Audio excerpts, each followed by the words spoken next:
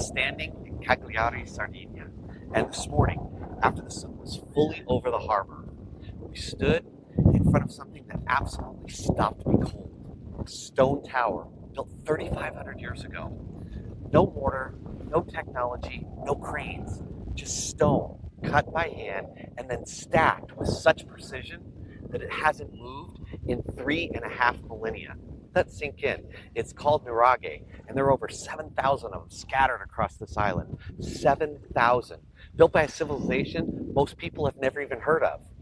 And they're still standing. Not restored, not propped up, standing on their own weight. Because the people who built them didn't build them for speed. They built them for endurance. And standing in front of that structure that has outlasted every empire, every war, every storm that has swept across the entire island over 35 centuries, I had to ask myself a simple question. What am I building that would last even 35 years? This week on the Dealership War Room, I'm bringing you with me across the entire Mediterranean Sea. And the ancient world, I promise you, has some things to teach us about leadership and culture that no modern business book has ever captured. 7 minutes, one truth, one execution move. And if you're a leader who's just tired of building things that only last until the next quarter, and you're tired of watching it work so hard on to create just fall apart the moment conditions change or something comes up, and tired of wondering whether anything that you're building will outlast the time that you're in this chair, then I will tell you, you're in the right place. I'm Chris Hunsicker, and this is the Dealership War Room. This isn't motivation, and this isn't theory. This is a daily leadership briefing for people who actually have to produce results in the arena, at work, and at home. You're in the war room now, so let's get after it. Here's what struck me about those towers. No mortar. That detail matters because mortar, it's a shortcut. It fills the gaps between the stones that don't fit perfectly. And it compensates for imprecision. And over time, the mortar cracks, it erodes, and eventually it fails. The stones remain, but the thing that was holding them together, it falls apart.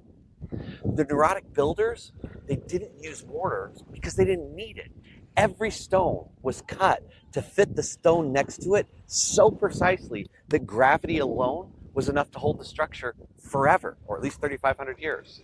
Now think about your leadership. What's being held together by mortar? And what's being held together by precision? The mortar in your store, it's your presence, your energy, your constant vigilance, the fact that you're there every day, holding it all together through sheer force of will. When you're there, it holds. When you leave, it cracks. And that's a mortar structure. The precision in your store is the systems, the values, the coaching rhythms, the culture, the function, whether you're in the store or not, whether you're in the building or not. We talked about this in developing that leader's arc, the vacation test from episode 326. But standing in front of a 3,500-year-old tower, that test hits differently. Because endurance isn't about holding harder, it's about building so precisely that holding becomes unnecessary because the precision is built in. Here's the second lesson that I would ask you to take from the Nuraghe. They were building slowly, stone by stone, layer by layer, each level a little bit better than the one below it.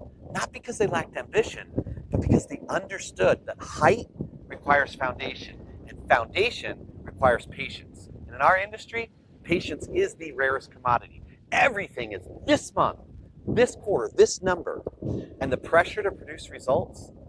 Now, it creates a bias towards speed over durability. We promote people before they're really ready because we need the seat. Someone's got to be in there. The position needs to be filled. We skip the coaching conversation because there's no time. We got to get stuff done. We abandon the system that was working because it wasn't working fast enough, and we just give up on it. And then we wonder why nothing lasts. The Nuraghe builders didn't ask, how fast can we build this? They asked a much different question. How long do we want this to stand for? And I'll tell you, that's a fundamentally different question, and the answer changes everything about how you build, whether it's a tower or a business. There's a third lesson that I think might be most important. These towers, they weren't built for beauty. They were built for function.